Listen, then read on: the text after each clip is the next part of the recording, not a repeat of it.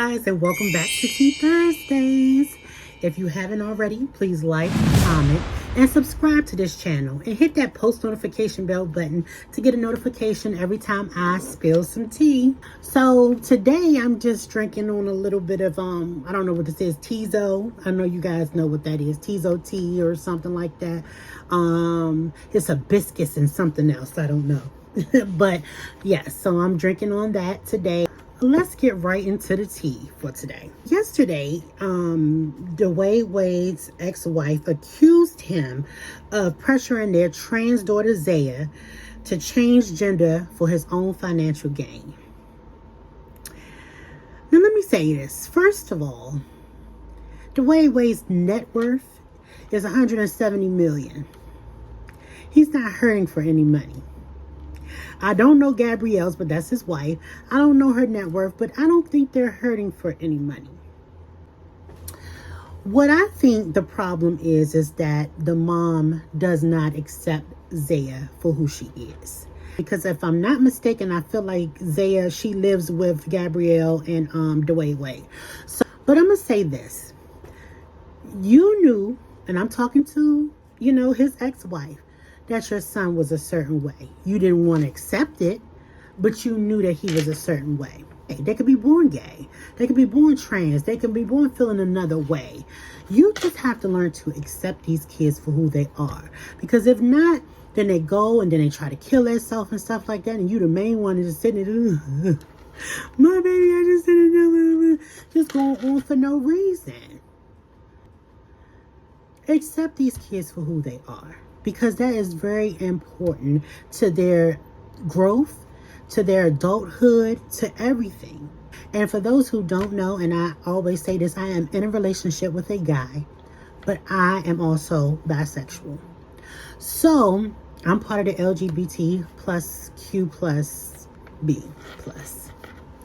So, and when I did come out, told my parent, it was such a welcoming, like, you know what, I'm still going to love you regardless, whoever you bring home type conversation. And I feel like Gabrielle Union, she's accepting him and has accepted, Zaya, she's a girl and she's trans, accepting her for who she is. Dwayne Wayne is accepting her for who she is. And he'll call her his daughter now. Okay, so Dwayne Wayne went to Instagram and posted this.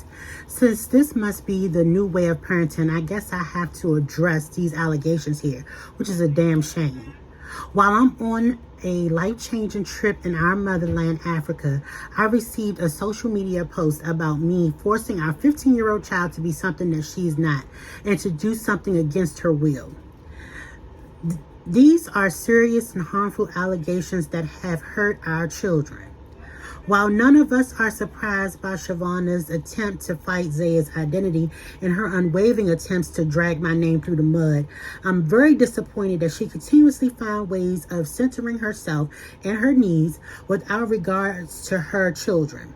This report came out while Zaya was in class. This is a kid who has maintained a 4.0 GPA in honors classes while navigating all unsolicited and harmful attention and debates about her gender and sexuality for those who are committed to not listening to her, much less even knowing her. Now, what do y'all think about that? Please comment down below. But why take your child through all of this? They already have a fight as it is. Being gay or being trans is not an easy thing. And on top of that, now you're going to say these things about your child or put this out in the atmosphere. Why? Really, you know what, Shavonna? This is my advice to you. Maybe you should take some classes, go to some support groups or something like that. Or something that can help you understand that when people feel like this, it's not something that they wanted to do. It's not something that they tried to do. It is just something that's within them that they cannot let go of. It's like a person just trying to just fight their whole life to be something that they're not. And now your child is able to be who she is. Embrace it. you are thinking about it the wrong way. I know a lot of people are into the church. Donnie McClurkin, he went on his Unsung and stated that he could not be with nobody. He couldn't be with nobody because he can't be with who he really want to be with because of his religion. So imagine living a life by yourself, alone, because you can't be who you want to be. It is sad. It is a sad thing. And they also have, you know, the conversions to try to convert people back. It's not something that can be converted. It's not something that can be changed. So I want you guys to really, really think about that. Anybody that's watching this and feel like that they can change their child, you can't. You can't change your child. If your child is gay, lesbian, trans, whatever, you can't change how they feel because you want them to be a certain way.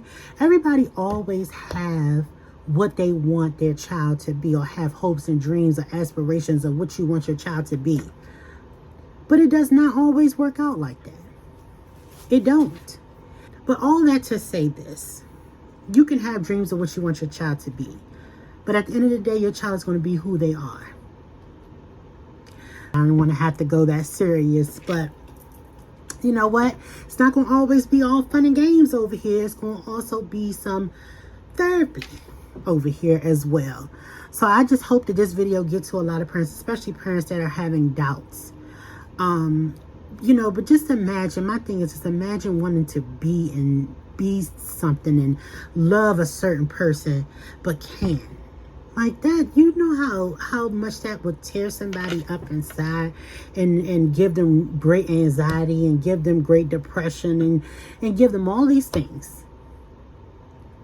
When all they want to do is be accepted for who they are.